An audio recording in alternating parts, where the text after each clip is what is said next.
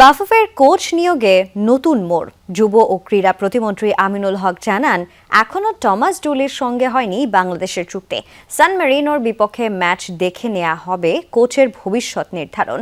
এদিকে রোববার জাতীয় দলের ক্যাম্প শুরু হলেও শনিবার দেয়া হয়নি স্কোয়াড। আর ক্রীড়া মন্ত্রণালয় থেকে দেয়া হবে না ডুলির পারিশ্রমিক বাবদ কোনো অর্থ। টমাস ডুলিকে শুক্রবার ঘটা করে পরিচয় করিয়ে দেয় বাফুফে। সান মেরিনোর সাথে যে খেলাটি হবে সেটি একটি টেস্ট আকারে আমরা দেখতে চাই, যে ওটি দেখার পরে তারপরে আমরা তার বিষয়ে আমরা ফাইনাল সিদ্ধান্ত নেব। হাই প্রোফাইল এই কোচের সঙ্গে নাকি এখনো চুক্তি সম্পন্ন হয়নি।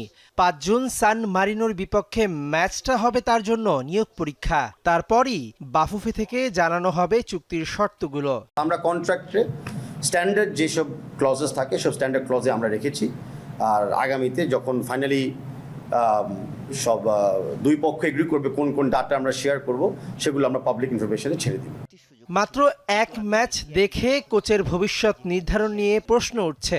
এদিকে রবিবার ক্যাম্প শুরুর ঘোষণা দিলেও শনিবার রাত 8টা নাগাদ দল ঘোষণা করেনি বাফুফে ও টমাস ডুলি।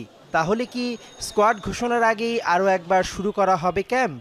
তবে সান মারিনোর বিপক্ষে ভালো করতে মরিয়া ফুটবলাররা।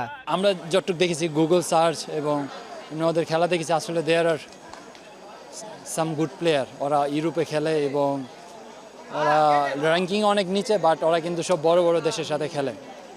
আসলে আমাদের জন্য এটা অনেক একটা নতুন এক্সপিরিয়েন্স হবে।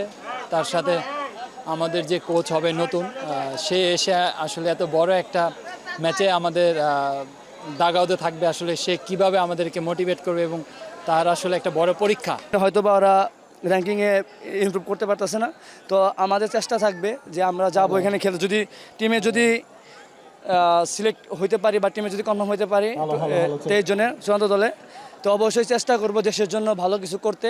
সবসময় ন্যাশনাল ডিউটি থাকলে সবাই এক্সাইটেড থাকে যে আমাদের জার্সি পরে মাঠে নামবো। সো আমি অনেক excited, I can wait to play and আমি আমার বেস্টটা দিতে চাই।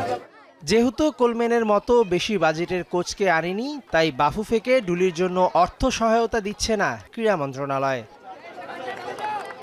মেহেদী নাইম, যমুনা স্পোর্টস, ঢাকা।